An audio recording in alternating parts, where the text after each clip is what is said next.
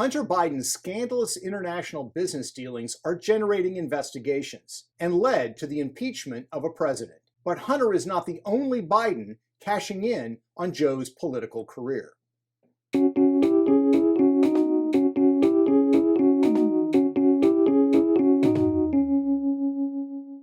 I'm Peter Schweizer, and this is The Drill Down.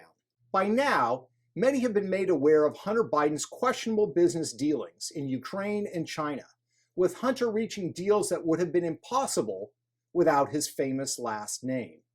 But what if I told you Hunter may not be the only Biden using Joe's name and position to fatten his wallet?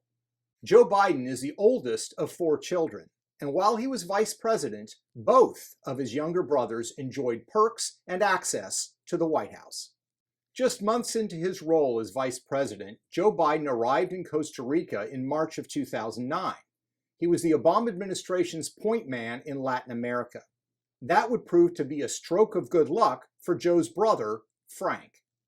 Frank Biden was working on a development deal in the country.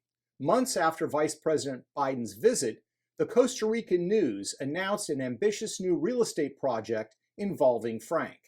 The development required cooperation from Costa Rican officials at the highest levels, and Frank Biden secured it, despite his lack of experience building developments of this kind.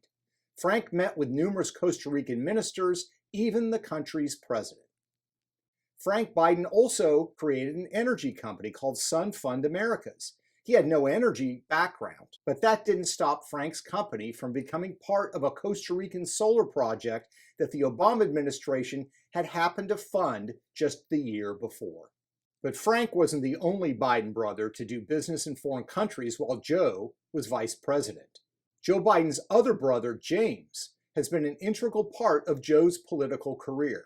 He'd served as Joe's finance chair for a Senate run and attended state dinners once Joe became vice president. In November of 2010, despite a lack of construction experience, James joined an international construction company called Hillstone International. Just 3 weeks earlier, Kevin Justice, the CEO of Hillstone and a longtime Biden family friend, had visited Joe's White House office. What was discussed? It's impossible to know. But what we do know is that 6 months after James Biden joined Hillstone, the company was awarded a contract to build 100,000 homes in Iraq. Hillstone also landed a $22 million federal contract managing a construction project for the State Department. For their part, Hillstone was quite candid about how they landed the deal. A company official told a private meeting of investors that it really helped having the brother of the vice president as a partner. So, Joe Biden's brothers both scored deals in foreign countries while Joe was vice president. But the Biden family was able to cash in even closer to home. In June 2011, 2 executives at a new investment consultancy called Startup Health met with President Obama and Vice President Biden in the Oval Office. The company at the time had just started and barely even had a website. But the next day, it was featured at a healthcare conference run by the Department of Health and Human Services. How did this new company get such high-level White House access? Well, I'm sure it didn't hurt that Howard Krein, the company's chief medical officer, was dating and later married Joe Biden's youngest daughter, Ashley. As Krein himself would later recall, he was talking to his father-in-law about the business, and Joe said, "I have to get them up here to talk with Barack." Howard Krein would go on to attend multiple White House events, while his brother Stephen, the company's CEO and co-founder, scheduled half a dozen other meetings with White House officials. Throughout the rest of his tenure as vice president, Joe Biden consistently helped promote his son-in-law's company. He even spoke at closed-door corporate investor briefings.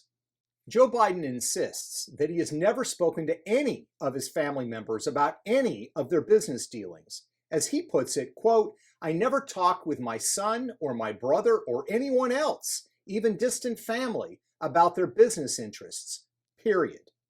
But when you look at the pattern of Biden family conduct, that claim seems just a bit dubious. I'm Peter Schweizer, and thank you for watching The Drill Down. For more episodes, follow us on social media or visit DrillDownTV.com.